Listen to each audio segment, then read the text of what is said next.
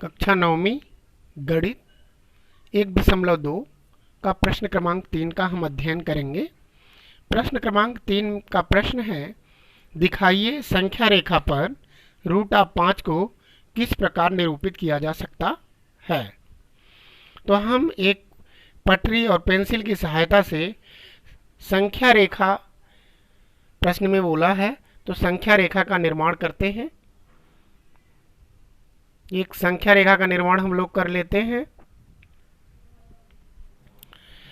संख्या रेखा के निर्माण में हम लोग निश्चित दूरी का चयन करेंगे, क्योंकि निश्चित दूरी यदि नहीं रही तो सॉल्यूशन करने में थोड़ा दिक्कत होती है।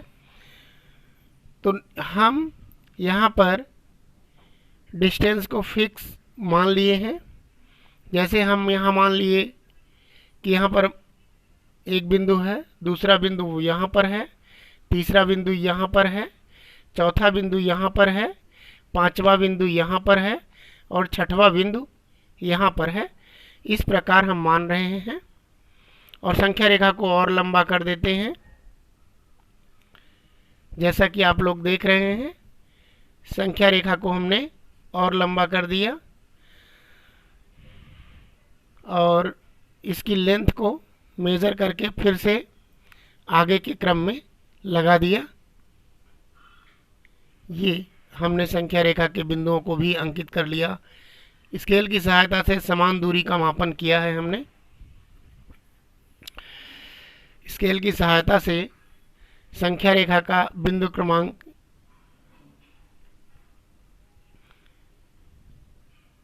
-1 है, ये 0 है और ये 1 है, ये 2 है, ये 3 है और ये 4 है। इस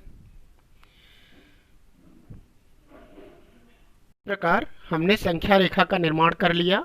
जैसा कि आपके स्क्रीन पर दिख रहा होगा, संख्या रेखा एक सीधी रेखा खींच गई है, जिस पर -2, -1, 0, 1, 2, 3, 4, 5, 6, 7 अंकित हो गए हैं। अब हम जैसा कि √5 को देख रहे हैं, √5 एक अपरिमेय संख्या है, तो हम इसको पहले पूर्ण वर्ग संख्या में विभाजित करके ज्ञात करेंगे कि इसकी पूर्ण वर्ग संख्याएं क्या क्या हैं, जिनका योगफल √5 हो सकता है। तो हम 5 का पूर्ण वर्ग संख्या देखेंगे तो दो पूर्ण वर्ग संख्याओं का वांछित रूप से चयन करेंगे। दो पूर्ण वर्ग संख्याएं वांछित रूप से 4 और 1 हो सकती हैं। 4 भी एक पूर्ण वर्ग संख्या है और 1 भी एक पूर्ण वर्ग संख्या है, जिनका +5 होता है। तो पूर्ण वर्ग संख्या 4 का वर्गमूल क्या होगा? 2 और पूर्ण वर्ग संख्या 1 का वर्गमूल क्या होगा? 1।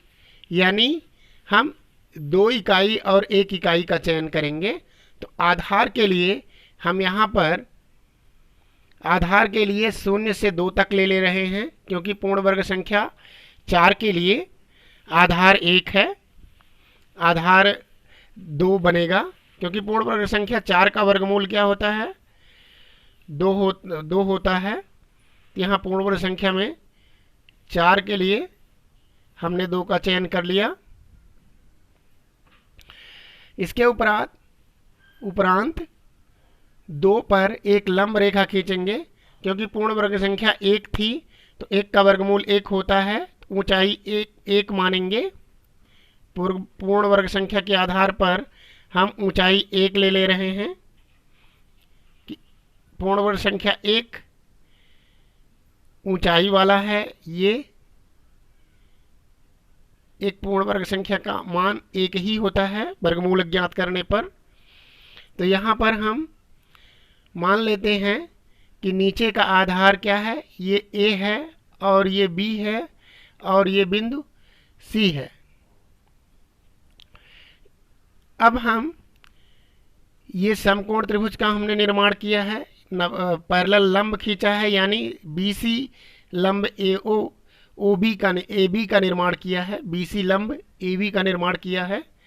अब दोनों को हम त्रिभुज की तरह जोड़ लेते हैं। अभी एक समकोण त्रिभुज का निर्माण दिख रहा है आपको। ये एक इकाई की रेखा है और यह 2 इकाई की रेखा है। अब कर्ण का निर्माण हुआ है तो हम यह अध्ययन करेंगे कि इस समकोण त्रिभुज में कर्ण की लंबाई कितनी है। तो यहाँ पर समकोण त्रिभुज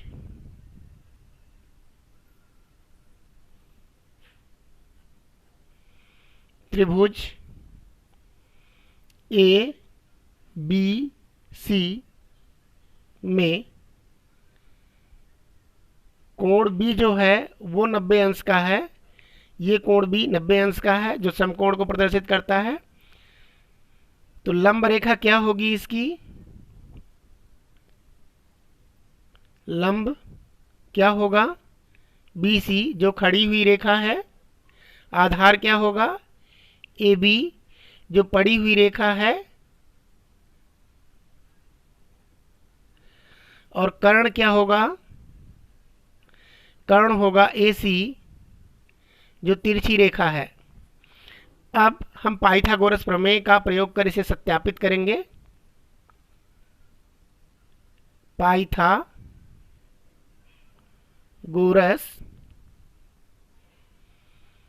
प्रमेय से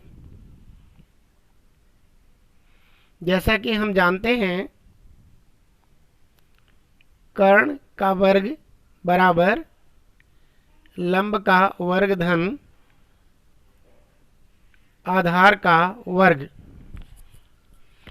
अब हम इस पर मान बैठाएंगे।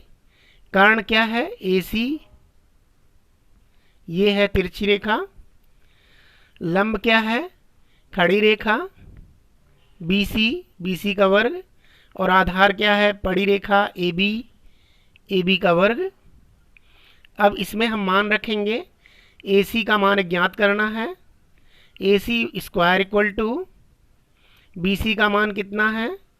BC का मान जहाँ पर देख रहे हैं 1 है, 1 वर्ग इकाई, तो ये स्क्वायर में हो जाएगा।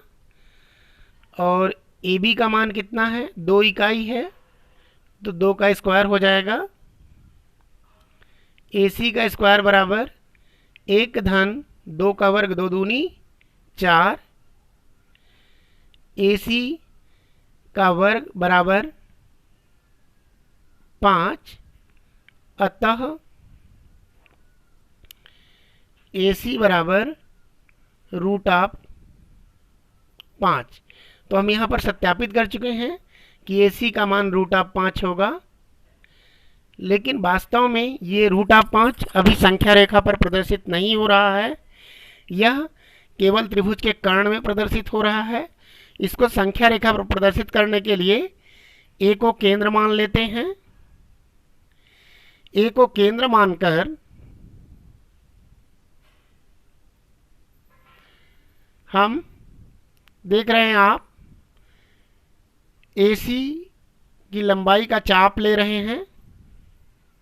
AC लंबाई का चाप लेकर हम एक चाप खींचेंगे। जैसा कि आपको दिखाई पड़ रहा होगा, ये चाप मैंने खींच दिया है।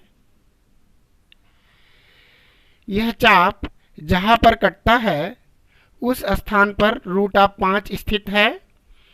संख्या रेखा पर √5 जिस पिन पॉइंट पर यह चाप कट रहा है, संख्या रेखा को काट रहा है, इस बिंदु को हम P बिंदु मान लें और यही इसी बिंदु पर √5 स्थित है।